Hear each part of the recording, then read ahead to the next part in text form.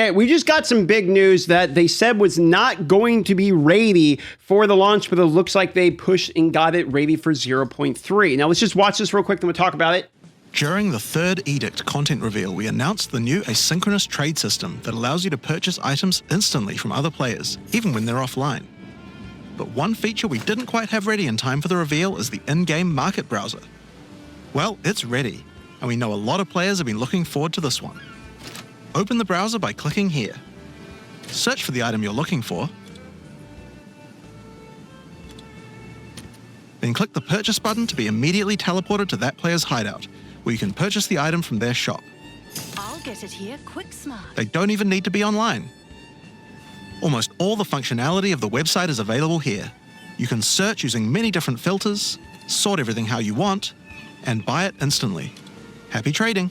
Okay, so this is massive for multiple reasons. First of all, and the obvious one is console players, all right? These people would have to use a phone or a computer, even though they're on like an Xbox or a PlayStation or something, in order to be able to actually engage in trade. And even though we now have the automated shop system where you can immediately go there, you still have to use the website to be able to go there and do that. So now you no longer have to go outside of the game itself to actually trade, which means we should see more people actually choosing to engage in trade. And speaking of more people, on the 29th, they're doing a free weekend for the launch of 0.3, in which we're going to get a lot of influx of newer players. And part of the issue with ARPGs can be the complexity and knowledge that you need, as well as exterior tools in order to be able to actually play some of these ARPGs. Typically, people have to go up, like, look up a build guide, or like, guides and explanations and things like that. But having more tools in the game itself, as opposed to having to go outside of the game to actually use it, is hugely important for the success of people getting into these games that don't have prior experience. And also, if you haven't seen it in regards to trade, there's going to be some items that are absolutely hilariously expensive that you might have missed from the actual release trailer.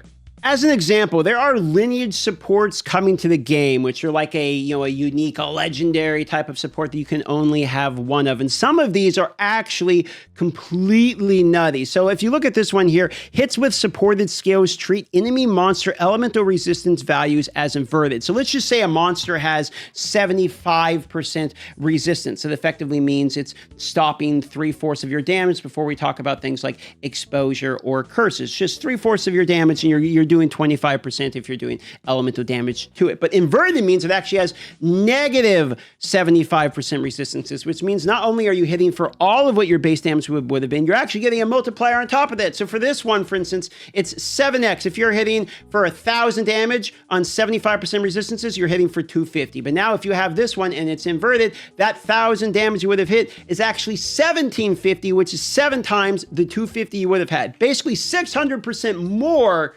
damage from one support gem itself. So you're going to want to be trading, selling your items, etc., building up currency, because we're going to have some items in the game that are extremely expensive, but also kind of like build defining or power defining, and this is one such example. Another example here would be exceptional base items. So now items can roll either with quality that is higher than 20% and drop as a base, or you can actually get an additional socket. And these bases are going to be like expensive items, particularly in the quality percentage, like an example of here, of weapons, because quality is going to determine basically what your base damage is. In this example, it's like the base physical damage here, and all of the modifiers on that basically compound it. So because of that, quality is hyper valuable on items, and these bases are going to be worth a lot of money. So if you actually get one of these, this is another one of these extremely valuable types of items to use in trade. It also just the concept of bases, maybe not with exceptional with this one, but the concept of buying bases to craft on